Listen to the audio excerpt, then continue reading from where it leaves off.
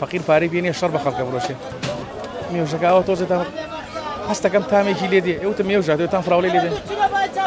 مشتریەوە هەیە ئەڵێ لەو سەرۆ دێمەوە هە خۆم پێڵم ناوەڵەمێرۆ بەرە خماڵ دەڕێ خۆی گەورە بە شەڕی خەڵک کردووە 150 ژموری نییە 50 مولحیدە بازار قەرەباڵغە مام شێوە ینی بازارتان باشتر نەبووە جم و جۆڵ هەیە وەکو جەژنەکانی تر نییە وەکو جەژنەکانی تر نییە جم و جۆڵ پار و پێرار باشتر بوو مەعاش نەدراوە قەرەباڵغیە وەڵای ئەو قەڵەباڵغە بەس خەڵک پارەی پێ نییە معاشی وەرنەگردووە ئەگەر بە تووڕۆ بوونەوە قسە بکەین بڵین کاکەگیان خەڵک معاشی وەرنەگردنەوە خەڵک ئاوایە خەڵک ئاوایە خەڵک لە کۆمنت دەنووسێ پیاوی بەخوا دەست خۆش بێ ئەگەر بە پێکەینەوە بڵێن ئەڵێ خەڵک قسەی نەشاوەکە فەقیر پارەی پێ نییە شەڕ بە خەڵکە بڕۆشێ مشتری دێ بۆ لات ئەو چی ئەو مێوەژ نییە جا فەقیری خۆمان خۆی مێوژە مێوژەکەوە تۆزێتان هەستەکەم تامێکی لێ دێ ئەوتە مێوژاتێتان فراوڵی لێ دێ بابەتی سەرەزات و گوڵە بە ڕۆژەکەی ئەم ساڵیش هەمان نرخ بووە دوێنێ سەرەزات لای من بە 5,000 بوو گوڵە بە ڕۆژەش بە 5 بوو بەشم لێدا بۆ بێ عیبیشی بوو تاریخ و شتێکی شەمون کامل بوو بێ عیب بوو گوڵە بە ڕۆژە بە 5 و سەرەزات بەسێ گوڵە بە ڕۆژەکەم تەواو کرد سەرەزاتەکەم ڕۆ پێتەڵێم چۆنت یاڵێم ئەوەیە بەس کە بە پێکەرینەوە قساکەی یان بە ئاسایی یعنی خەڵک ئەڵێ گاڵتە بە فەقیرەکە خۆشی چاک لە واقعیە زانێ مەگاڵتەکردن نییە بە فەقیر کە من ئەڵێم معاش نەدراوە و خەڵک نەبوونە و خەڵک فەقیرە شتی پێ ناکردرێ دەمە کۆمنتی ناشرینی بۆ چییە؟ ئەی مام شێوە ئەو کەسانی کە دێن دەڵێن دوایە دێنەوە ئەوانە نەوەڵە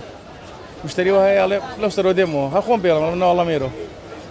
کابرا لەسەر ئیشی فاحیشە 5 ساڵ حکم درابوو لەوانەیە 2 مانگە بێ دەرچووە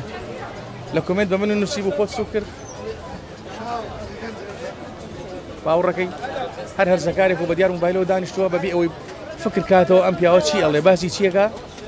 لێ تێناگە بەس لەبەرەوەی پێیەکەنی کۆمنتی ناشرین بنووسی ئەگەر بەجددی قسەکەی وانە دەمت خۆش بێ بەخوا پیاوی بەخوا ڕاستەکەی ڕووخۆشیەکەت و قسە خۆشەکەت لەگەڵ خەڵک وای نەکردووە کە خەڵک زیاتر سەردان کەن تایبەت لەبەر تۆ بێ بەرۆڵە هەمووی نا هەی حەزی لە گاڵتەیە و حەزە دڵی پێخۆشە بێ وەی شەنە ئەگەر تۆ بتوێ هەموو کەسێ بەرە خماڵ دەڕێ خۆی گەورە بە شەڕی خەڵک کردووە 150 ژموری نییە 50 مولحیدە پێغەمبەر صلی الله علیه و سلم 140 ژموری نەبوو دای کافر بوو تۆ هەموو خەڵکی لە خۆ ڕازی کەی ئیمام عەلی هاتە کوفە لە 120 ژموری نەبوو هەموو خەڵک ناتوانین لە خۆ ڕازی کەی بڵێ وەڵای هەموو کەسێ قسەی خۆشم نووسی بەس هەموو واقعی ژیانە لەگەڵ بوونە ئەبێ بڵێ باش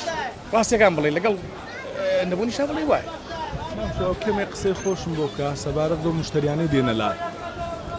خۆت ینی بەسەرهاتی ئەوە زۆرە کە مشتری دێنە لات و ینی هەریەکەیان و بە جۆرێکە باسی دانەیەکم بۆ پێیان باش چەند دانەیەکم بۆ بکە وەڵای ڕۆژێ مشترێکمانەیە تۆزێ بەتەمەنە بەس گاڵتەم هەیە لەگەڵێ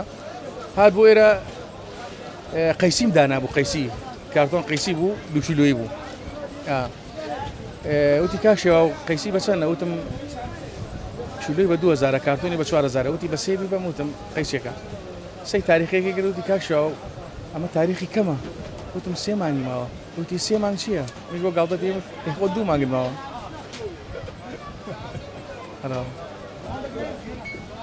دراوسەکانت چی دەڵێن؟ ئەگەر ڕۆژێک نی ئەتمە شوێنە دیارە ینی ئەوان وا دەڵێن گەرن و ڕۆژێک نی ئێرە چۆڵ دەبێ هەیە حەزی لە شارە منی هەیشا تەلەفۆنم بۆکە بەس بە زیاتر حەزیان لە گاڵتەیە تەلەفۆنم بۆکەن هیچ حەزی لە گاڵتە نییە حەزی لە گاڵتە نییە ئەوش حەزی لە گاڵتە بێ ئەمانە ئەروەڵا پرسیار مەکەن تەلەفۆنم بۆکەن ئەڵێن بۆ دیاری لێمە پرسنەوە کاتە بۆ لەبەر قسە خۆشەکانت بێنە ماڵەوە لەلا دانیشن ینی قسەی خۆشیان بۆ بکەیت زۆر وڵات تەلەفۆنم بۆ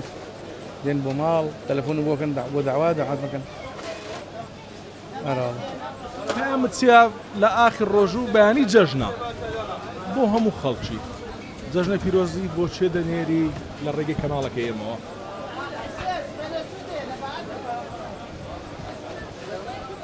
جەژنە پیرۆزە بۆ هەموو موسڵمانێکە نێرم بۆ هەموو کوردێکی ئەزیز بۆ هەموو کەس و کارم بۆ هەموو هەنەدارەکان بۆ هەموو ئەو کەسانەی کەەوە ئازاریانێ نەخۆشن بۆ هەموو بێکەسەکان بۆ هەموو سەرگەردانەکان